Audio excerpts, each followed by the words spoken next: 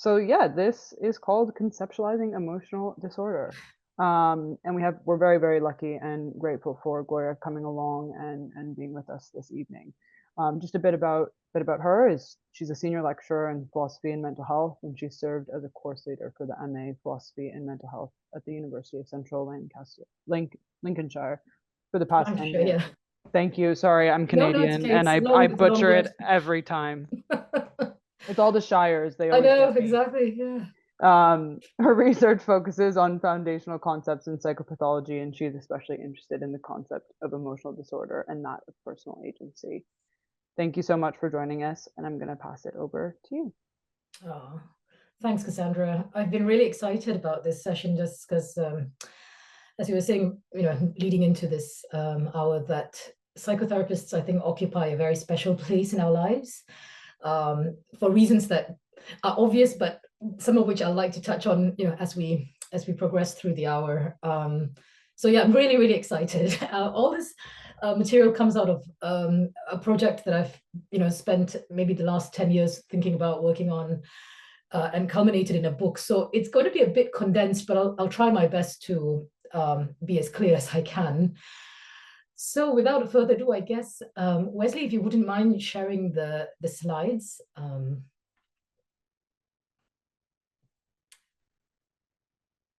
Lovely, thank you.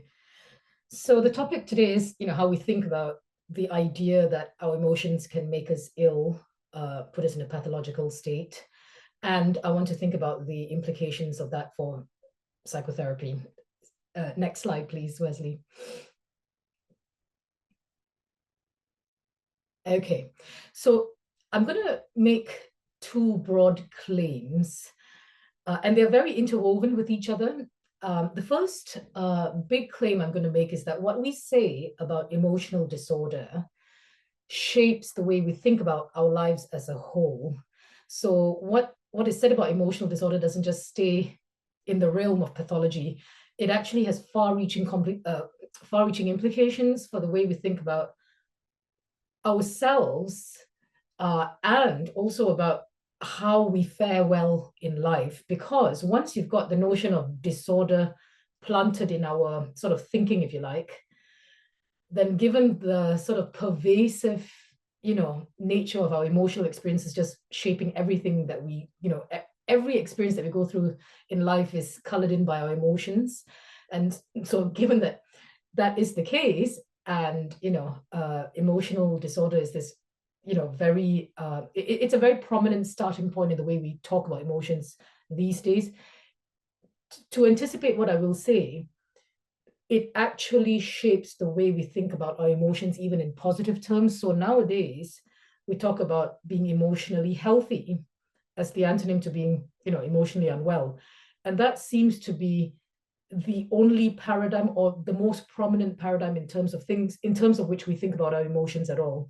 And that has some interesting implications, certainly for psychotherapy, but I think more broadly as well. So that's the first big claim I'm going to make. And so for that reason, I think it's obviously a really fundamental question to ask: what is it to claim that an emotional experience is pathological, or that it signifies illness? What is it to say of an emotional experience that it signifies illness? Okay. This is also important, I mean, in light of what I've just said about the thoroughgoing nature of the way the notion of disorder controls much of our thinking about our lives as a whole. And I think it's also partly why there's such an anxiety about the over-pathologization of our emotional experiences. And so getting really clear on what we mean when we say, an episode of sadness or anxiety, or what have you, that signifies pathology. Well, getting clear on what that actually means is going to be fundamentally important. And connected to that first question is the question, well, how is the boundary between normality and pathology drawn when it comes to our emotional lives? And I want to suggest, and this is the second big claim I'm going to make, that our answers to these questions will inform our understanding of the psychotherapeutic endeavor in interesting ways. Okay, thank you. So next slide, please, Wesley. Okay, so I'll begin by saying a few general remarks about the psychotherapeutic endeavor before moving into emotions and then coming back to reflect on the nature of psychotherapy. Next slide, please. So I think historically, there have been two dominant ways of thinking about what we're up to when we're engaging, in psychotherapeutic work. There's broadly what I'm going to call the medical construal of psychotherapy, and what I'll juxtapose with that, the ethical construal. So on the medical construal, and I'm interested in emotions. I mean, obviously, our thoughts, our actions, that's all also very important, obviously, but since our conversation today is about emotions, I'll just stick with the emotion. So the subject matter of psychotherapeutic work are emotions construed as conditions of pathology, including symptoms thereof. Okay, so if you have a medical construal of what psychotherapeutic work amounts to, then what you take yourself to be doing when your clients come to you, with experiences, emotional experiences that they want to be rid of or they want to work through, that is there's a presumed assumption that what you're working with is a condition of pathology or symptoms thereof. And therefore, what the ultimate goal is, the work, what it's aiming to do is ultimately to treat that condition of pathology, right? To treat illness. So the aim would be to eliminate a state of pathology, or at least to reduce the severity of the symptoms of that pathological condition.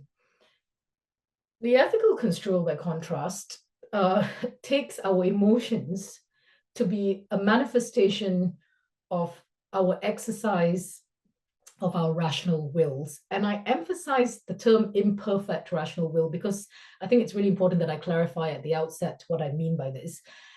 Rationality has come to have a very sort of narrow connotation, I suppose, since the Enlightenment, really. This idea that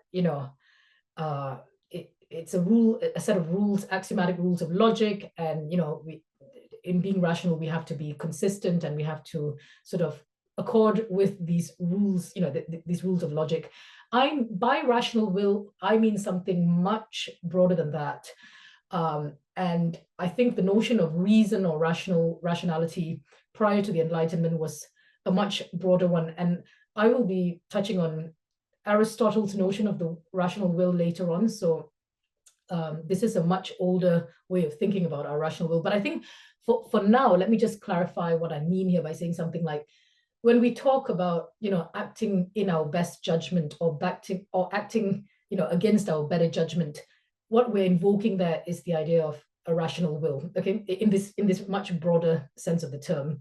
And I want to emphasize that in talking about the rational will, I am not, presuming that, the aim is ultimately to be, well, maybe the aim is ultimately to exercise our rational wills well, but we're always in a state, or many of us are in a state of, imperfection. And then the task of psychotherapy, or the subject matter of psychotherapy, is ordinary exercises of our imperfect rational wills.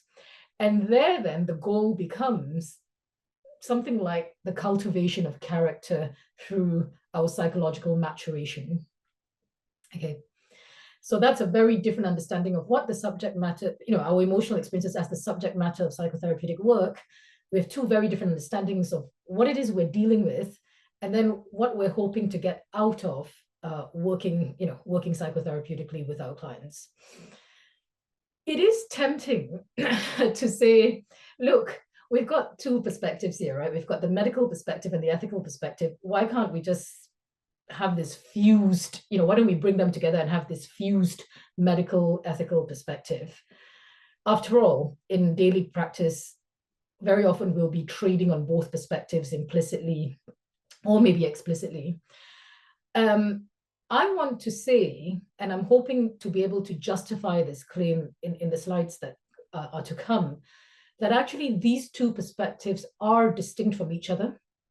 And so it would be a mistake to try to sort of fuse them together into this single unified perspective, right? A fusion of horizons, if you like. They have separate sort of conceptual work to do.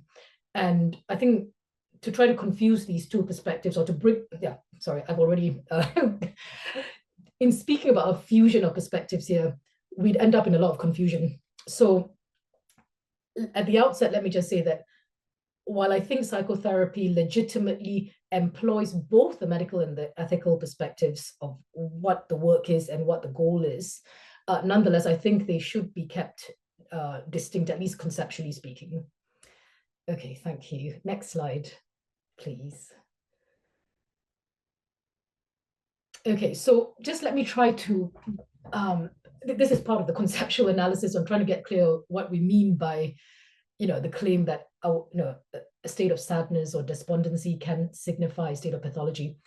I want to say that the medical perspective of the psychotherapeutic endeavor, and for that matter, the medical perspective on our emotions, has a distinctive shape, okay? When we medicalize an experience, it gives that experience a particular shape, and this content has the potential to displace alternative ways of understanding that very same experience.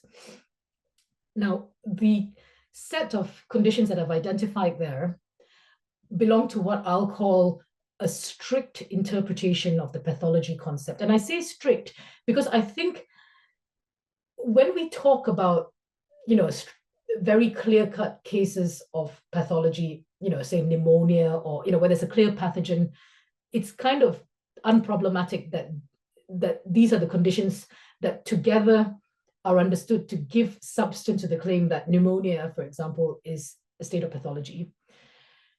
But people have struggled, especially in the context of mental health and mental illness. They want to, or they feel like they have to hold on to the medicalizing framework, but they realize it doesn't do justice to certain aspects of the reality of the experience. So they try to loosen it a bit. But I think in the process of loosening the concept, you start to make it more vacuous. It's less substantial. So I'm going to try to hold on to this strict construal, say what it means, to then say why it is sharply contrasted with the ethical perspective. So on the strict construal, to say of an experience that it signifies a condition of pathology is to assert that it is a condition, the having of which lies out with the register of meaningfulness. So roughly what I mean by this is that the process is entirely causal, right? So in paradigm cases, it's caused by a pathogen. It's a physical entity, a virus or a bacteria or some other pathogen-like thing, and it wreaks havoc with our bodies and sometimes our minds. And all so for example, if through a pathogenic process like that, you come to have strange hallucinatory experiences, for example, you go to your doctor and they'll likely say, well, the content of the hallucination is just a byproduct of a sort of external causal process, right? That there's no inherent meaning to the experience. It's just a product, a causal product of this pathogenic causal process. So that's the first condition. The second thing we mean to say when we say of an experience that it's a condition of pathology is that it is therefore external to our real or core sense of self, okay?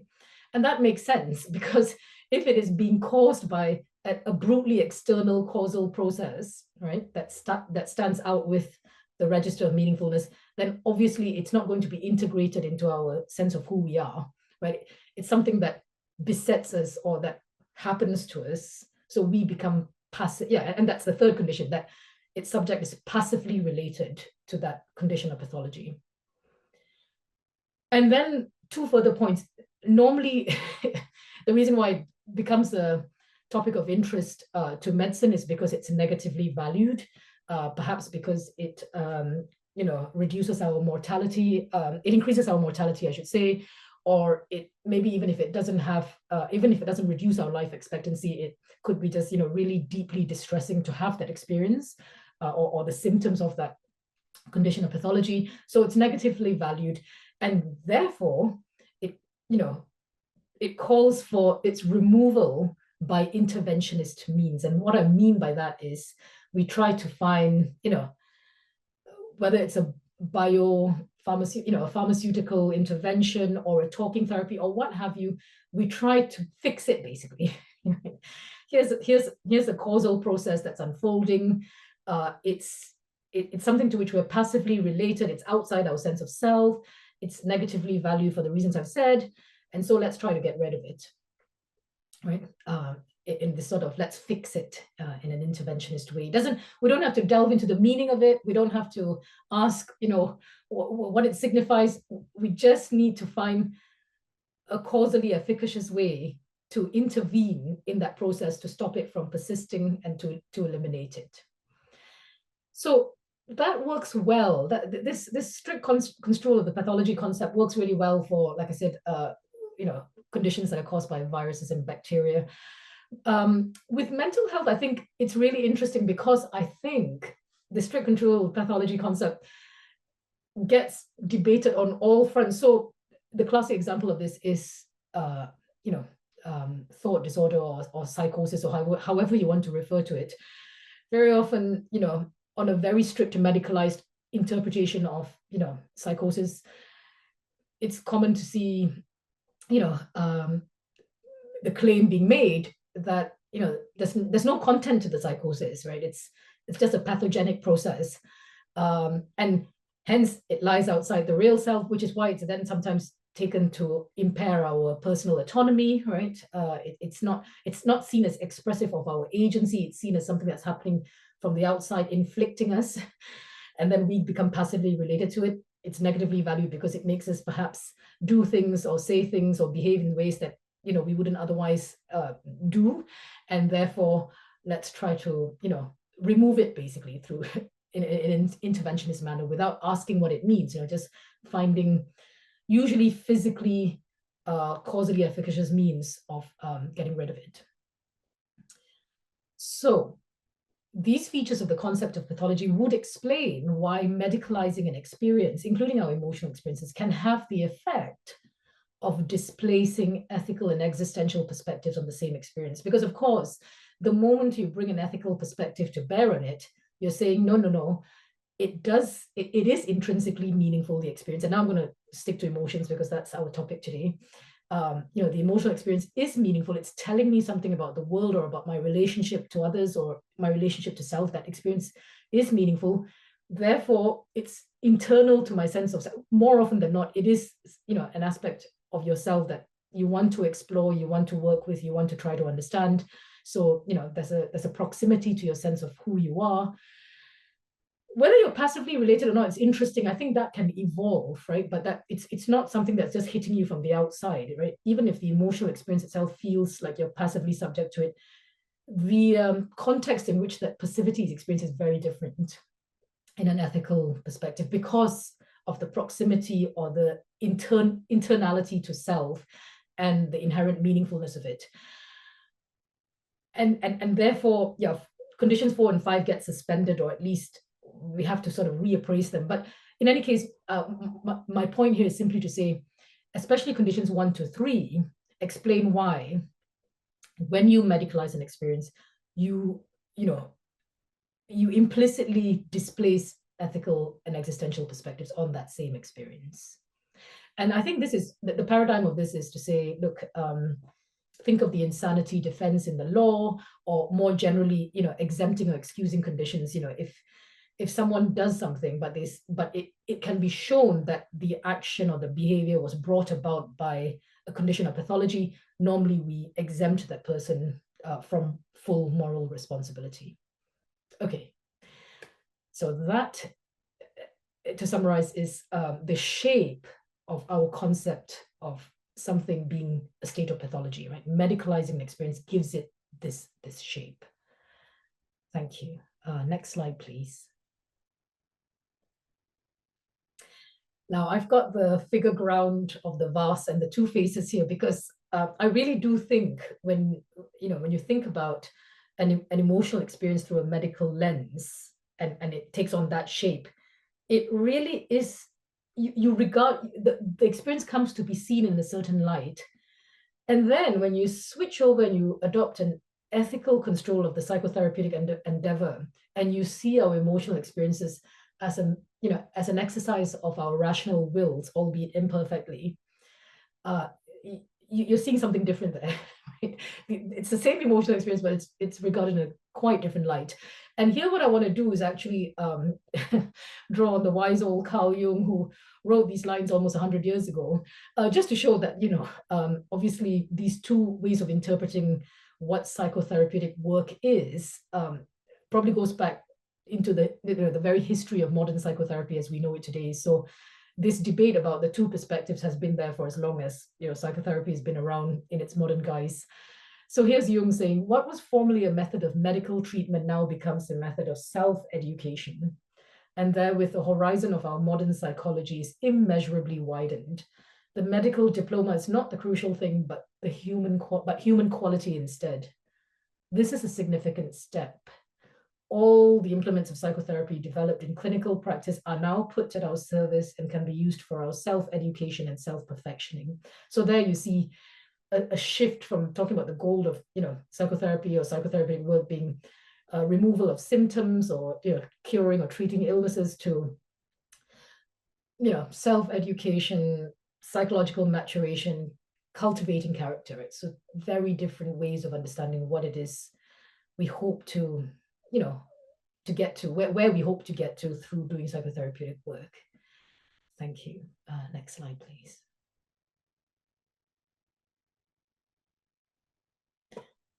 So what I want to say, this ambiguity in the character of psychotherapy that I've just been describing, and like I said, I think some authors have tried to fuse the medical and the ethical perspectives together for obvious reason. I mean, both have great power and great value in them. And they try to bring them and fuse them in together. But I think, given what I've just said about the shape of medical discourse and how it has this displacing effect, if we want to hold on to the substance of medical discourse, then we should hold these two perspectives as distinct from each other. We may employ both in an hour with our client, but nonetheless, it's important to keep them separate. And I want to say that we have good reason for doing this, right? Okay, the ambiguity in the character of psychotherapy isn't just a sort of weird, weird, unexplainable phenomenon. Like, how could these two so different ways of thinking about psychotherapy both coexist, right? I don't think it's much of a mystery when we turn to a really interesting feature of our emotional experiences, namely that there is underlying this ambiguity in the character of psychotherapy, a deeper ambiguity in our very understanding of our emotional experiences. So there's a systematic reason why this ambiguity is showing up in psychotherapy and the way we understand it, pertaining to a deep ambiguity in the way we understand our emotional experiences.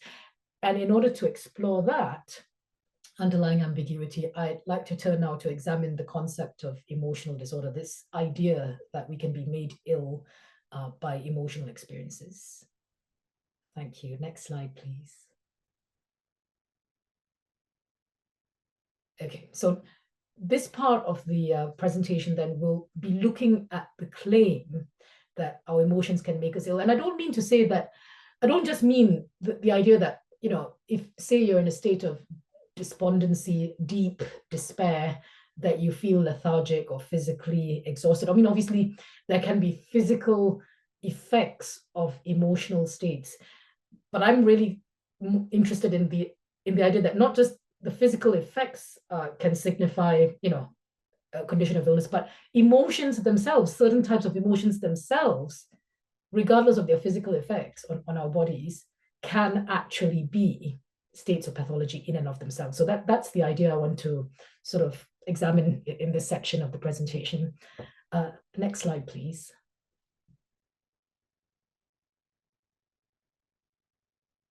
Okay. So I want to approach this question by asking, how do we draw the boundary between the normal and the pathological when it comes to our emotional lives? And obviously the way I went about trying to ask this question and to explore answers was by going to the diagnostic manuals that psychiatrists use.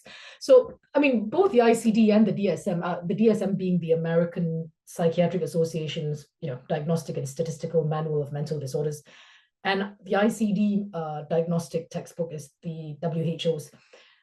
Anyway, in both those textbooks, but I'll stick to the DSM just because that's the one that in the UK for research gets referenced the most. So if you look at all the various emotional states that have a category of pathology in the DSM, what we find, I'm talking about like major depressive disorder, generalized anxiety disorder, social anxiety disorder, right? I mean, the emotional states that tend to get pathologized in psychiatry all seem to have the following features in common. Firstly, they're experienced as deeply distressing states, right? And usually there is a functional a condition that attaches to it, which is that they are so intensely distressing as to be incapacitating. Okay. And across the board, right? Some of them will add the further thought about disproportionality. So, in social anxiety disorder, I was just looking at it this afternoon, they talk about having an anxiety that is disproportionate to the stimulus, to the social condition that has elicited it. But if you look at major depressive disorder, there's no reference to proportionality. It just talks about, a depressed mood, and they talk about sadness, the sort of things we normally associate with depressed mood, anhedonia. There's no talk about proportionality, but it's basically a really depressed mood that will have behavioral manifestations like sleeplessness and agitation, but also that it's really incapacitating. So that seems to be the common theme across many, if not all, the emotional disorders, okay, or conditions that are identified as conditions of disorder in the DSM, emotional conditions. But here's a really interesting thing that we all know about, including the authors of these manuals, which is that a distressing emotional experience.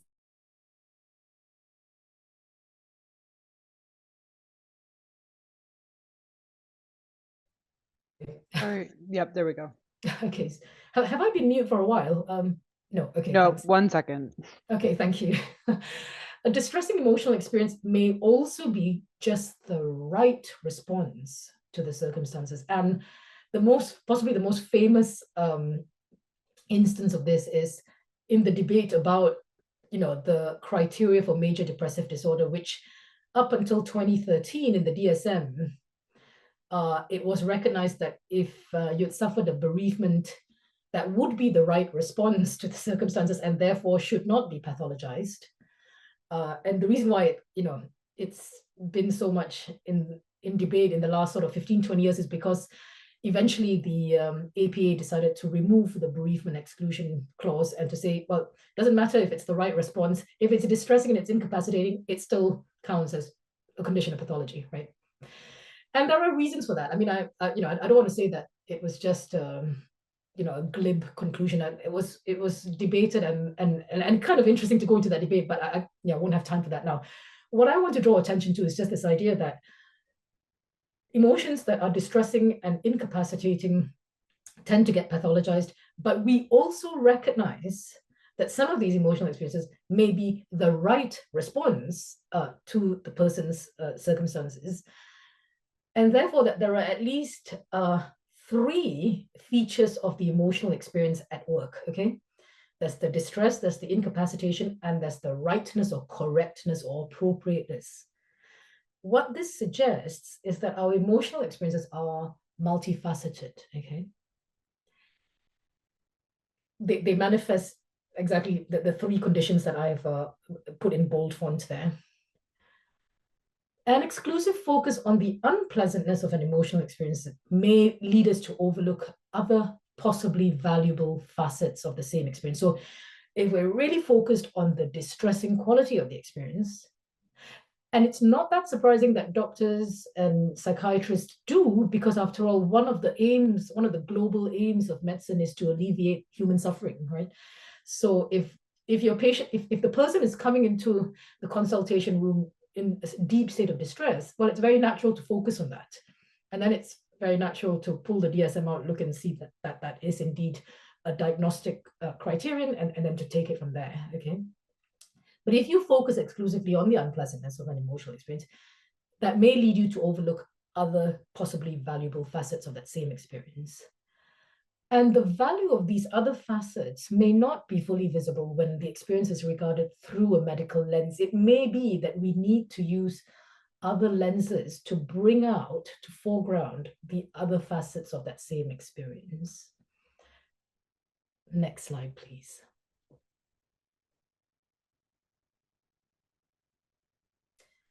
Now, in the book, when I sort of present this idea, it's purely illustrative, but I think that there are at least 5 dimensions of basic evaluation, or 5 facets, if you like, in terms of which we think about our emotional experiences, and on the basis of which, we pathologize or not. So I'm not going to go at length through all of these, but let me just point out. So the valence quality there is what I was referring to as an emotional experience, can be inherently pleasant or unpleasant.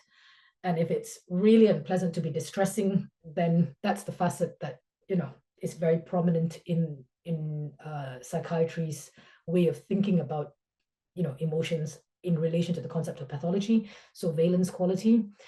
But equally, like I said, you could be in a deep state of distress, and it could be the right response to a significant loss, say.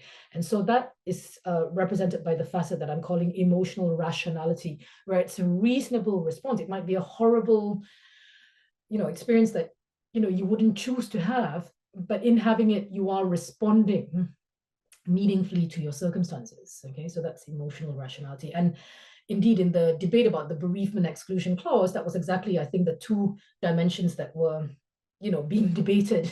Do we prioritize valence quality, or do we prioritize, the reasonableness of the emotional response? Agential efficacy refers to the idea that, our emotions can activate us to do things, but it can equally inhibit us or, suppress action, hence incapacitating. So that's another one that I think psychiatrists look at. Interpersonal functioning, that's more relevant, I suppose, to the personality disorders, or the things that get characterized as personality disorders.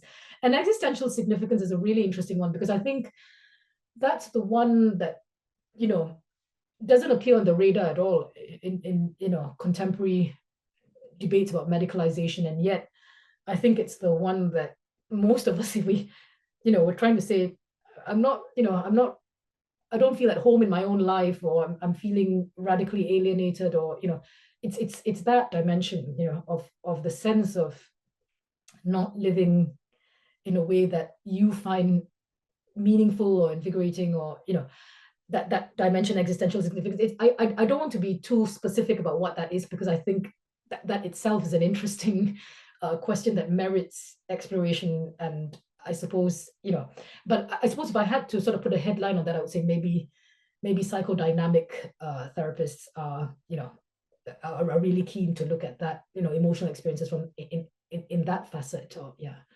okay, so to summarize this then, what I believe is happening when we are debating whether an emotional experience is pathological or not, is we're having a disagreement about which of these 5 facets of the emotional experience to prioritize. So valence quality and agential efficacy are the ones that tend to get prioritized by psychiatry in the diagnostic manuals, whereas emotional rationality and existential significance are the ones that tend to get overlooked from this medical lens. And incidentally, I don't think there is a way you can diagnose an emotional experience as a state of pathology that bypasses these 5 dimensions, or these dimensions of evaluation. I don't think you can just look at an emotional experience in the way that you can look at a broken bone, or a sort of pattern of blood cell count or whatever. You can say, in the case of cancer, or in the case of a broken bone, there's a description of a state of affairs in the world or in our bodies, on the basis of which you can say, yeah, this is a condition of pathology or not. With emotional experience, there's not the emotion doesn't give itself transparently to the condition, to the judgment of disorder or not. You have to always root your judgment of pathology on the basis of evaluating the experience along one of these dimensions, one or more of these dimensions. And so therefore, next slide, please. The first suggestion then is that the judgment of emotional disorder, it's not a primitive, it's not a basic, rather it emerges from actually really rich evaluations we're already making along the 5 basic dimensions. And there may be more than 5, but I think 5 is good enough to make the point, to illustrate the point. Thus, the judgment is meta-evaluative, okay? When we make a judgment about emotional pathology, it's a meta-evaluative judgment. And so, by that token, pointing at a brain scan and saying, this brain signifies, or this is the brain of someone with major depressive disorder, and you see, because the brain lights up in this way, in that way, in that way, that to already come to that conclusion, you will already have prioritized the valence quality or the agential, or you've already made some decisions about the basic evaluations of the of the different facets of that emotional experience. To see in the brain scan a condition of disorder when it comes to emotions, you already have been making these prior evaluations. So someone coming along and you could say, well,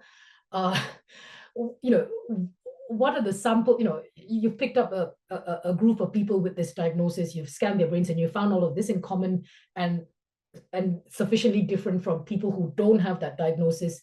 But let me also ask what's going on, and then you might want to say, let's find out whether there was something existentially significant going on for them, or a major loss in their lives, thinking about reasonableness or otherwise.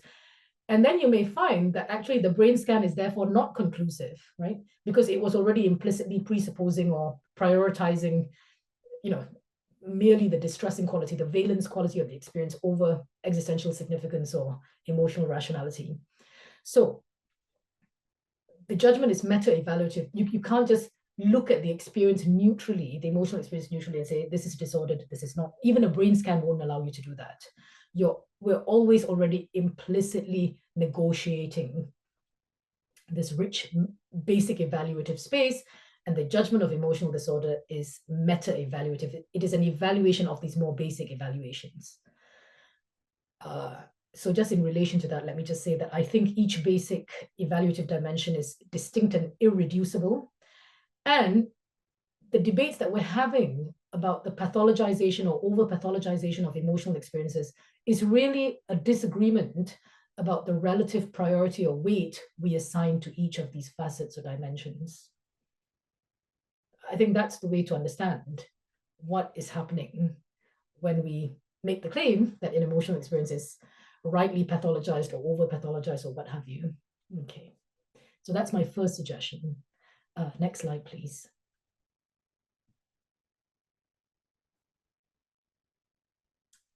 The second suggestion builds on that first one, which is to say, so we might have conflicting, intuitions about which of these basic evaluative dimensions to prioritize, especially when they come into conflict with each other. So if the valence quality of an emotional experience is really distressing and negative, you might say that's a basis for, pathologizing it. But you say, no, wait, hang on a minute, but this person has just lost their spouse or, lost a child or parent.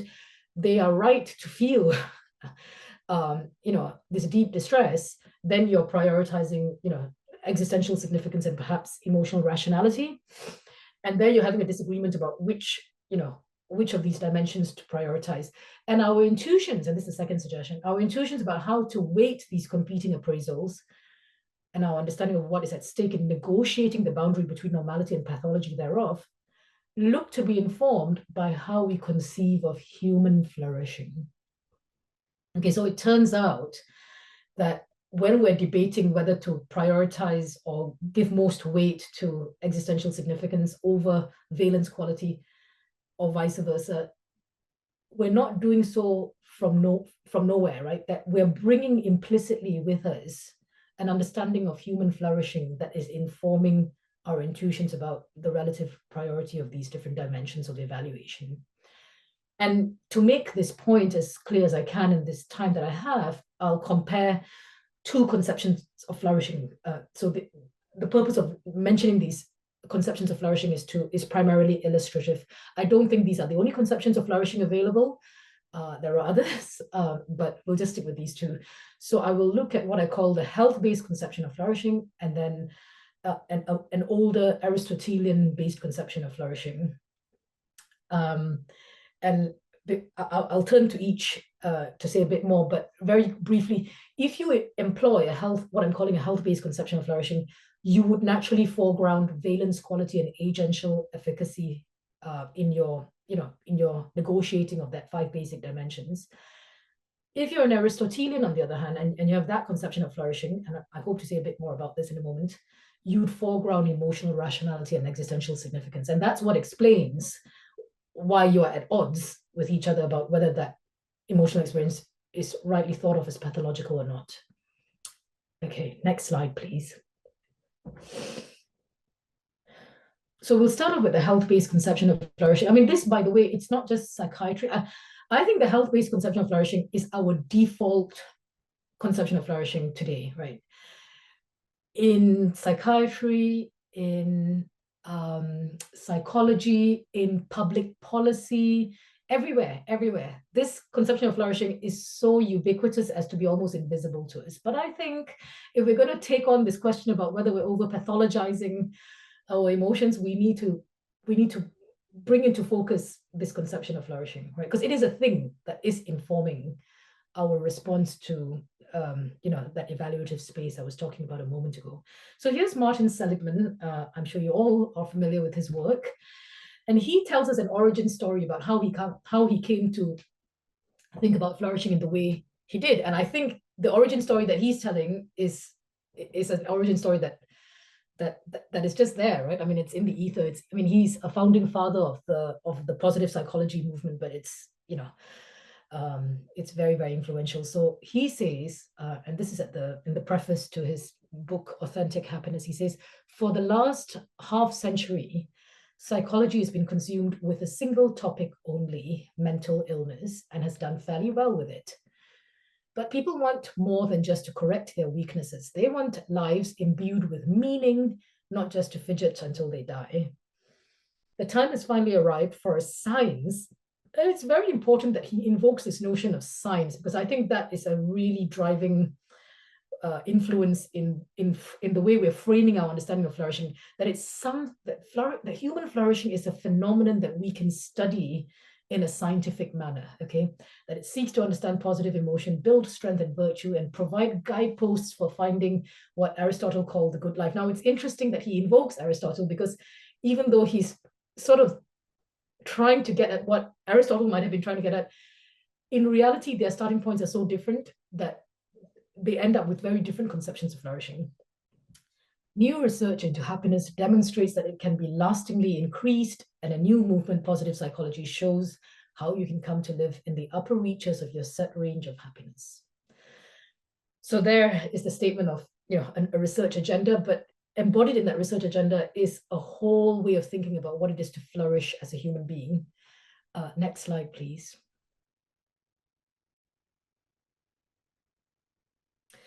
The thing I really want to note about this is, the invocation of the notion of scientific method, but also connected to that, the starting point of this inquiry into flourishing, which will shape our understanding of flourishing as such.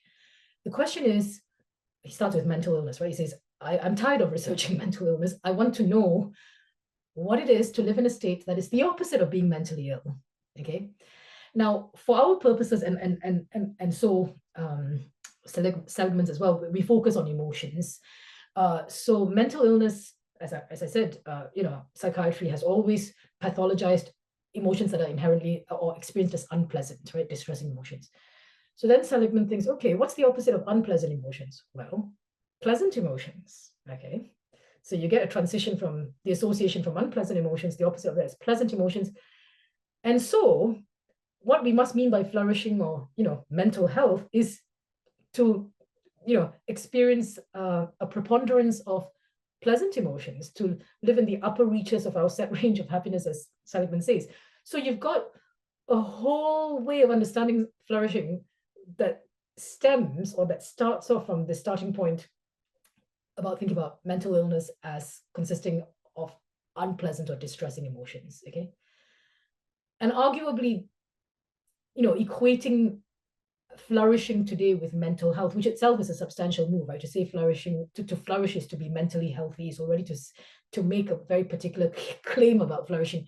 But then to go on and say, well, what it is to be mentally healthy is to have a preponderance of pleasant emotions. That's a substantial view of what it means to flourish. And if you think of flourishing in this way, then yes, of course, you can approach the whole study of, or you can approach the whole way of thinking about flourishing in a scientific manner, right? You can do this in an impersonal way. You can look at habits and tendencies of people, pick out the ones with pleasant emotions more, and say what sort of patterns or habits do they share in common? What do the unhappy people have in common? You can sort of approach the whole thing in this very sort of generalized, detached way. Okay. That is the health-based conception of flourishing. And like I said, this I think is so ubiquitous in our public discourse and culture today. We don't even know it is a thing, but it is. And now I want to contrast it with a very different way of thinking about flourishing. Next slide, please. Yeah, so I'm very sorry I couldn't find a picture of Aristotle, so I had to do with the statue. So Aristotle, like the ancient Greek philosophers that he was in dialogue with, because there was this very present and living debate about, what it is to live well as a human being, or what it is to flourish. Their starting point was not mental illness. In fact, Aristotle, in all his writing about flourishing, doesn't really even speak about health, right? I mean, isn't that interesting? Of course, he doesn't talk about mental health, but doesn't even talk about health. The starting point of the ancient Greek inquiry to flourishing is, how should we live? How ought I to live? Okay, and the first person formulation of this question is of vital importance. It's how do I live, not how do they live. I mean, you could, as an anthropologist, ask that question, but you're asking about how do I achieve flourishing? Well, the first person formulation is important because the question's value is taken to lie in each person's exercising their deliberative agency, right? It's the exercising of your agency in reflecting on your own life by asking that question that the question takes on the significance that it does.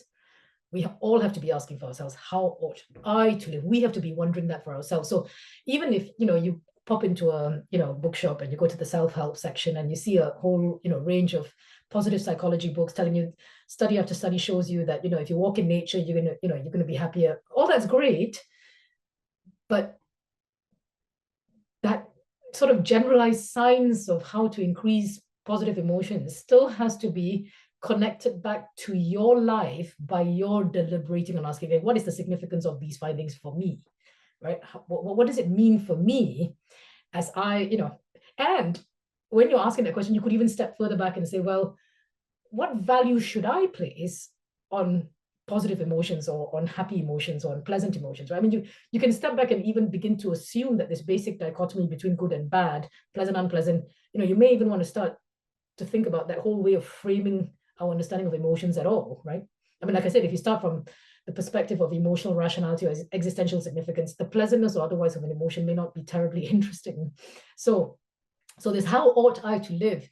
It's the deliberative agency that we're exercising in reflecting on the value of our own lives. That's the crucial point that is sort of that Aristotle is getting at, and not just Aristotle for that matter. I mean, all the ancient Greek schools of thought that were engaged in asking this question all began with that question, well, how ought I to live? And here's Aristotle in a wonderfully frank expression of the thought. He says, everyone capable of living by their own decision, right? Meaning we can all exercise our own wills, right? Ought to lay down some aim for living finely, be it honor or reputation or wealth or education, which they will look to in the performance of their actions, since not organizing one's life in relation to some goal is a mark of great foolishness. So there's Aristotle saying, if you're going to step into the process of trying to live well, to flourish, you have to start off by wondering about your own life and how you ought to steer it, how you ought to live it. Okay, thank you. So that's what I'm calling the Aristotelian excellence-based conception of flourishing. Thanks. Next slide, please. So once we have this latter Aristotelian picture of flourishing in view, we are able to grasp the possibility that what we might ultimately want in life is to accurately grasp the true measure of things. That's the emotional reasonableness of our emotional experiences, to commit ourselves to concerns and projects that are worthy of our love and our energy, to be well disposed towards our fellow human beings, in sum, to exercise wisely our rational will, in spite of the fact that living such a life almost invariably involves experiencing distressing emotions alongside pleasant ones. So this whole foregrounding of pleasant and unpleasant, just that just recedes, right, into the background on this conception of flourishing. And I deliberately use the word wisely, the exercise wisely, because I think that's it. I mean, we talk so much about aiming to be emotionally healthier, and this whole notion of wisdom has sort of dropped off to the side, really, and it's become, it's gone out of fashion, but that's a real pity. And I think if we start to understand the distinct shape that the health-based conception of flourishing, if we start to sort of recognize it, that it is a particular perspective, and an easy way to do that is contrasting it with something that it's not, like the Aristotelian conception, then we begin to see two very different ways of understanding what it is to live well as human beings, which then informs the way we look at those basic evaluative dimensions and which facets of our experience we foreground in thinking about their value. Next slide, please. So it's this underlying ambiguity in the way we regard our emotional experiences through an Aristotelian conception of flourishing or a health-based conception of flourishing, right? That underlying ambiguity can be summarized in the following way. Whether or not an emotional experience is pathological doesn't seem to be a question that can be settled by appeal to the hard facts. Rather, an emotional experience will appear to signify pathology depending on which background conception of flourishing or human nature more broadly we assume. And that is because the concept of emotional disorder is meta-evaluative. It's an evaluation that rides on prior evaluations. And I want to suggest that it's this evaluative landscape that gives rise to distinct understandings of the character of psychotherapy as a medical undertaking and as an ethical endeavor, respectively. So it's not an accident or just some random event that brought about these two distinct ways of thinking about the psychotherapeutic, endeavor. It's, I think, because, well, emotions are so central to psychotherapeutic work, but there's these two fundamentally different ways of, thinking about our emotions that gives rise, consequently, to two very different ways of thinking about what we're doing or what we're up to when we engage in psychotherapy. Next slide. I'm aware we've got just a few minutes left, so I'm going to conclude now. Thanks. Next slide, please. Okay, so what emerges from the insight that the concept of emotional disorder is not like the concept of cancer or pneumonia, namely that it is meta-evaluative, is this. Deciding whether or not an emotional experience is pathological seems less to be a matter of getting right the facts about emotional pathology, more a matter of understanding what values are at stake in so deciding. Next slide, please. And so I want to suggest that maybe the image of crossroads is helpful for understanding this terrain, right? We're faced with a choice. In our lives, in our emotional lives, we find ourselves standing at a crossroads with regard to one and the same emotional experience. We're confronted with forking paths that lead us towards radically different ways of understanding ourselves, right? Are we subjects of disorder or illness, or are we imperfect rational agents, right? Two very different ways of understanding ourselves and our situatedness through this emotional experience in our physical, interpersonal, and intrapersonal worlds. And then the final slide, next slide, please. And so we face this choice, right? It's not like other branches of medicine, I think. I think not even like other branches, other areas of psychiatry necessarily. When it comes to emotional pathology, it's something really, there's a choice we face. And here's the significance, here's one thought about the significance of our decision to pathologize when we decide to pathologize. the worry about over-pathologization, which is of course everywhere in our public discourse today, right? The over-pathologization of our emotional experiences, I want to suggest is expressive of a deeper concern about the wholesale medicalization of our emotional lives. So what has happened is, by putting, as Seligman says, you put unpleasant emotions in the category of disorder, mental disorder, and then you start thinking, what's the opposite? Oh, pleasant emotions, mental health, flourishing. Suddenly our whole lives are in the grip of medicalized concepts, right? Health and disorder. And we've got no room for maneuver. It's like, that's it. You're either mentally well or you're mentally unwell, healthy, unhealthy. And that boils down to pleasant, unpleasant emotions. The flip side of emotional disorder is the idea of emotional wellness or health, and where is the room for emotional wisdom, for example, right? That we just lose sense of where that even sits, right? When we think about flourishing as simply being emotionally healthy. And what I want to suggest finally is that there are ways of construing the notion of flourishing, perhaps more ancient ways, other than in terms of emotional health. And the apprehensiveness that we feel about the wholesale medicalization of our emotional lives is actually an expression of our wish not to lose sight of these alternative visions of flourishing. Even if we struggle to articulate it, even if we struggle to say in positive terms, we talk about normality. You say, well, look, bereavement is normal, it's not pathological. I think it helps to go deeper and say, what do we value about normality, right? What is it we're afraid of losing? And I think, given the way that the logic of disorder and health works, that's what we're afraid of. We're afraid of losing other ways of thinking about what it is to live life outside of the terminology of health and medicine, health and disorder. And then there's one more slide, Wesley. I hope you don't mind me. I know this has been, if you could move on to the next slide, I just want to say, this is a plug. I do explore these. I know I've rushed through this, and I'm really sorry about that. If you're keen to know more about this, I have written a blog post which you can click on through that link. Or if you want a longer exploration than my book, which came out last year, The Concept of Emotional Disorder, you'd be welcome to go and have a look at that. Thank you all so much for your attention.